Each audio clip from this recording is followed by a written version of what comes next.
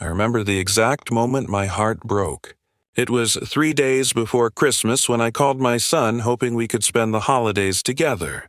His voice was cold and efficient. "Dad, I've got plans already. Why don't you just enjoy a quiet Christmas alone?" Those words landed like a punch. My own son had just told me in the politest possible way that I wasn't worth the inconvenience. I forced myself to smile even though no one was watching, because that's what you do when you've spent 50 years learning that showing pain only makes people uncomfortable. But that night, I climbed to the attic and opened a box of old photographs. There was my son as a child, his face painted with pure joy unwrapping a toy train. There was Christmas morning wrapping paper scattered everywhere.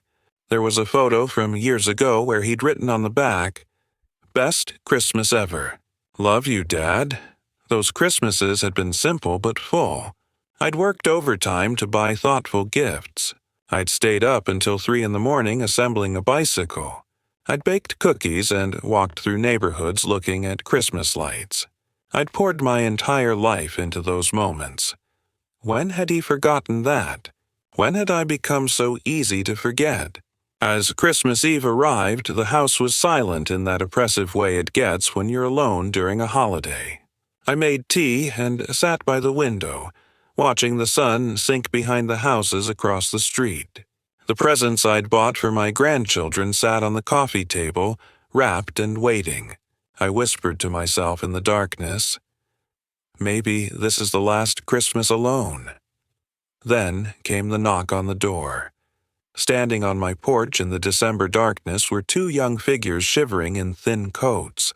My grandson, 14 now, my granddaughter, 12, both looking terrified and determined.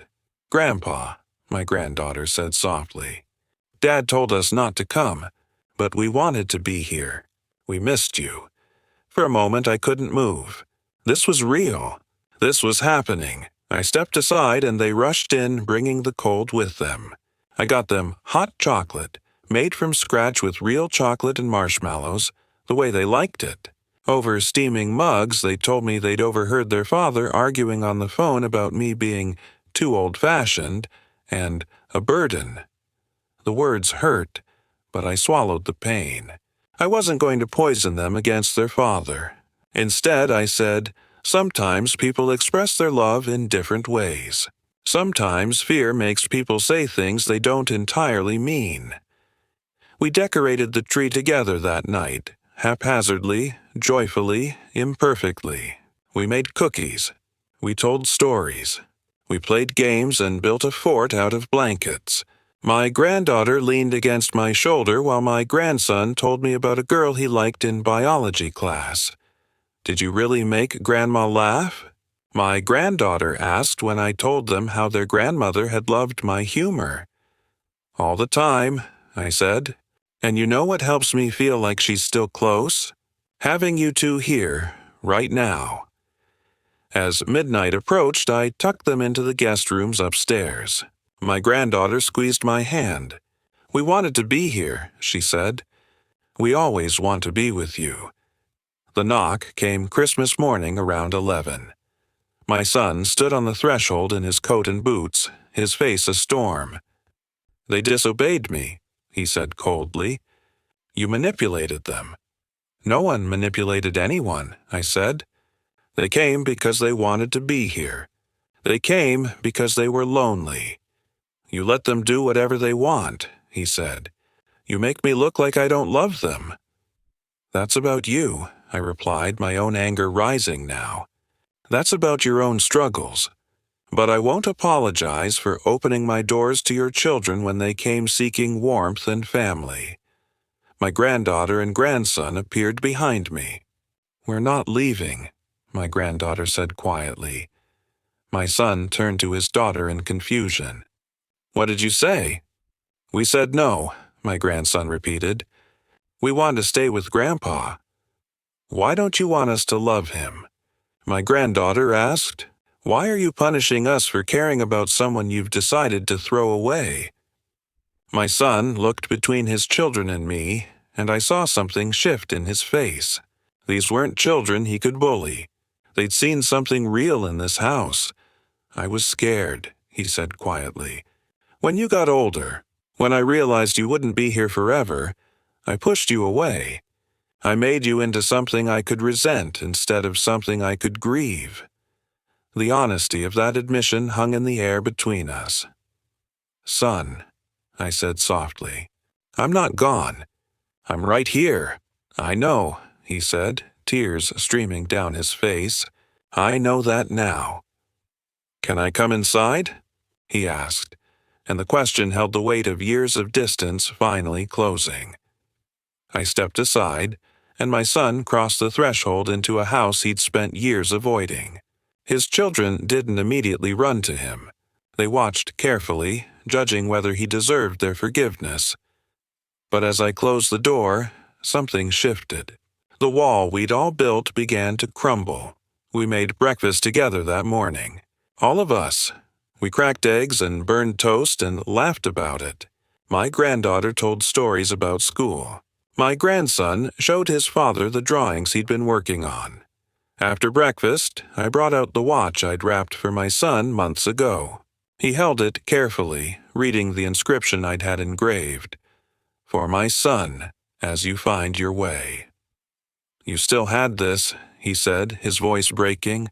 After everything, you still had this ready for me. I did, I said. I've been holding on to it, waiting for you to be ready to receive it. He put the watch on immediately, fastening the band around his wrist. His children leaned against him on either side. He reached out and took my hand, and for the first time in years, we were all connected. 3 months later, my son keeps his promise. He brings the kids almost every weekend. We have dinner together. We go for walks. I'm teaching my grandson about the old watch, how to read its face, how to maintain it so it will last for generations. My granddaughter sketches my face while I tell stories about their grandmother. But here's what I've come to understand. Family isn't about obligation or blood. Family is who shows up. Family is who chooses you, even when it's inconvenient. Family is who loves you despite your flaws, despite your age. My grandchildren were brave enough to come looking for that love. They knocked on my door on Christmas Eve because they could feel it, even from miles away.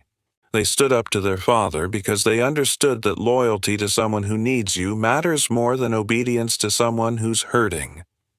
I wrote something down a few weeks after that Christmas, something I've kept in my wallet ever since. Family isn't who remembers you on Christmas. Family is who shows up. Family is who refuses to let you disappear. Family is who chooses you. Every single day, they choose you. This past Christmas, we celebrated together in my home. All of us. My granddaughter raised her glass and made a toast to Grandpa for never giving up on us, for keeping the light on even when we weren't there. My son raised his glass too. To Dad for forgiving me a second chance. I looked at their faces, the 3 people I love most, and I realized something profound.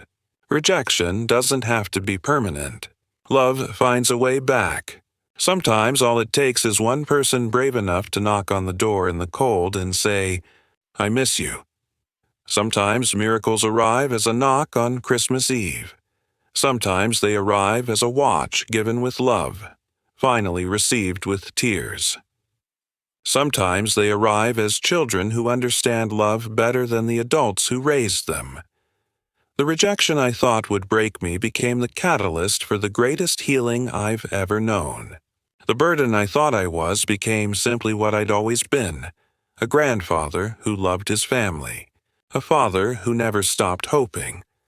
Love is the most resilient force in the universe. It can be abandoned and ignored.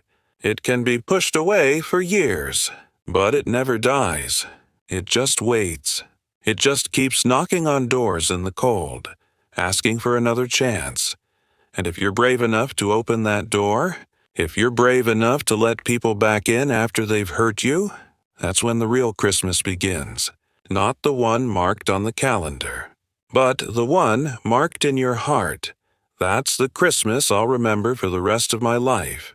Not because it was perfect, but because it taught me that redemption is possible, that the people we love can hurt us deeply, and we can still choose to let them back in. And that, more than anything else, is the greatest gift.